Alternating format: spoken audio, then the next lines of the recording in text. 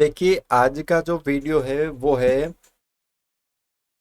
पूर्णांकों का गुणधर्म।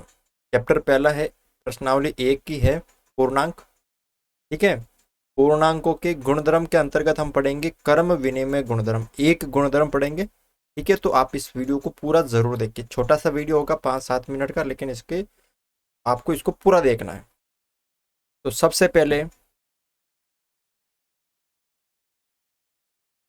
यहाँ पे देखो क्या लिखना है।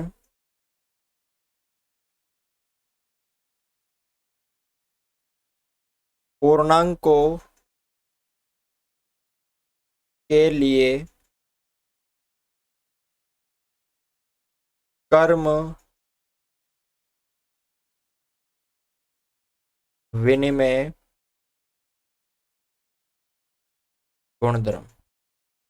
किसके लिए? पूर्णांकों के लिए कर्म विनिमय गुणधर्म।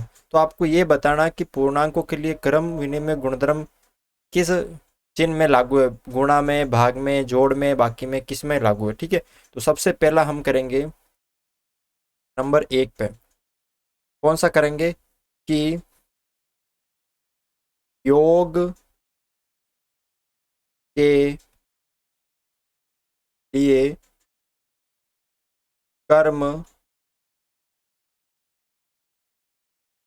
विनिमय गुणधर्म।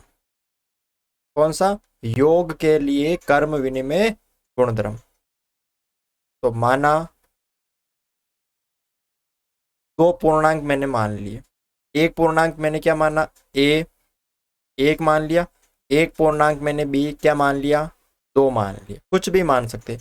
पूर्णांक का मतलब क्या होती है? माइनस की संख्या भी होती है, प्लस की संख्या भी होती है। ठीक है, तो आप कुछ भी मान सकते हो। ठीक है, मैंने एक पूर्णांक एक मान लिया, एक पूर्णांक मैंने दो मान लिया। तो अब आपको याद होना चाहिए कि कर्म विनिमय का सूत्र क्या होता। तो सिंपल सा एक सूत्र होता है कर्म विनिमय का कि ए प्लस बी, योग के लिए है ना, तो प्लस बराबर, यहाँ पे ध्यान से देखना, ए प्लस बी, तो इसका उल्टा करना है बी प्लस ए। योग के लिए क्या सूत्र होता है कर्म विनिमय का कि ए प्लस बी बराबर बी प्लस ए। ये सूत्र होता है योग के लिए कर्म विनिमय का। तो यहाँ पे देखो, अब आपको ए की जगह रखना है एक।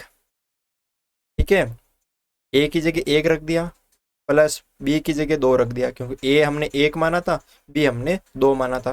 बराबर बी की जगह दो प्लस ए की जगह एक, तो तीन बराबर तीन। ये दोनों बराबर है, ये दोनों बराबर है। तो हम क्या कह सकते हैं कि अतः पूर्णांक योग के लिए कर्म विनिमय होते हैं।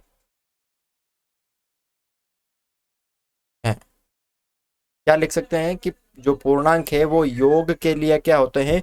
कर्म विनिमय होते हैं। दूसरा देखो यहाँ पे, दूसरा कौन सा हो जाएगा यहाँ पे? गुणा के लिए कर्म विनिमय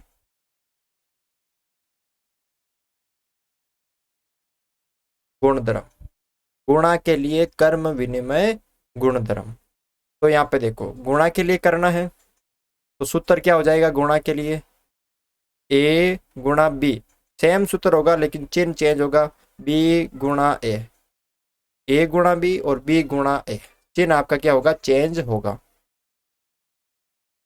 ठीक है, अब मैं ए की जगह वही वापस एक मान लूं और बी की जगह मैं क्या मान लूं? दो। तो ए की जगह एक रखना है, बी की जगह दो रखना है। तो एक इंटू दो बराबर दो इंटू एक। तो क्या आ रहा है? दो एकम दो बराबर दो एकम दो। तो ये दोनों बराबर आ रहे हैं ना। तो हम क्या कह सकते हैं कि अतः अतः पूर्णांक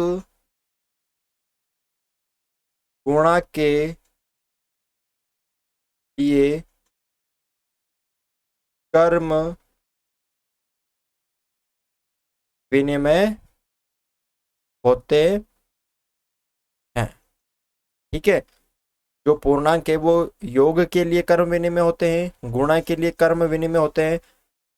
अब हम किसके लिए जांच करेंगे? बाकी और भाग के लिए। तो तीसरा यहाँ पे क्या है? घटाव, या इसे हम बोलते हैं व्यवकलन। व्यवकलन के लिए कर्म विनिमय। व्यवकलन के लिए कर्म विनिमय। तो व्यवकलन में सूत्र क्या हो जाएगा? a माइनस बी हो जाएगा बराबर b माइनस ए हो जाएगा। सूत्र सेम रहेगा लेकिन उसका जो चिन्ह है ना वो चेंज हो जाएगा। माइनस की तरफ जब माइनस का समय आएगा तो माइनस, गुणा का आएगा तो गुणा, योग का आएगा तो योग। ठीक है, अब a की जगह आप मान लो यहाँ पे 1 और b की जगह मान लो 2। तो मान रखो a की जगह 1 माइनस 2 बराबर 2 माइनस 1। 1 में से 2 नहीं जाते लेकिन 2 में से 1 जाता तो 1, और माइनस का ज़्यादा तो माइनस का 1 बराबर 2 में से 1 गया तो 1। तो अब ये क्या दोनों बराबर है? नहीं है बराबर।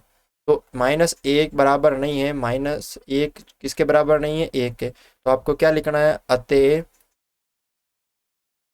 पूर्णांक व्यवकलन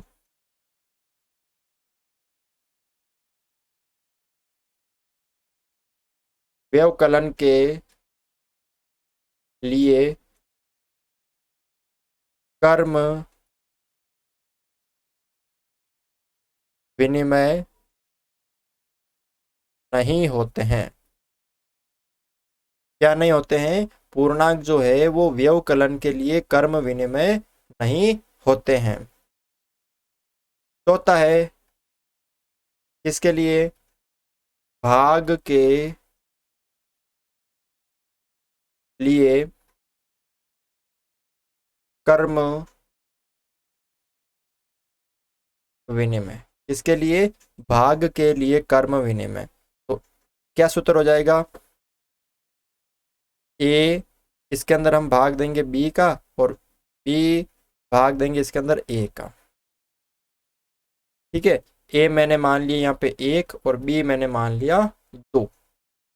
ठीक है, तो मान रखो सूत्र में ए की जगह 1 भाग बी की जगह 2 बराबर बी की जगह 2 भाग ए की जगह 1। यानी 1 में भाग दे रहा हूँ 2 का और 2 में भाग दे रहा हूँ 1 का। तो यहाँ पे तो 1/2 ही रहेगा और यहाँ पे क्या रहेगा? 2। तो ये दोनों बराबर है क्या? 1/2 और 2 बराबर है क्या? ये दोनों यहाँ पे बराबर है? नहीं है ना बराबर। तो हम लिख सकते हैं कि 1/2 बराबर नहीं है 2 के। तो यहाँ पे क्या लिख सकते हैं कि अतः पूर्णांक भाग के लिए कर्म विनिमय नहीं होते हैं। तो पूर्णांक में जो कर्म विनिमय है किसके लिए होते हैं? एक तो गुणा और जोड़ के लिए, लेकिन भाग और बाकी के लिए नहीं होते हैं। तो ये आपको याद रखना, किसके लिए होते हैं किसके लिए नहीं होते। तो मैंने एग्जाम्पल के माध्यम से आपको पूरा समझा दिया है। तो आज के वीडियो में बस यही था। अगर आपको वीडियो अच्छा लगा तो वीडियो को लाइक ज़रूर करें।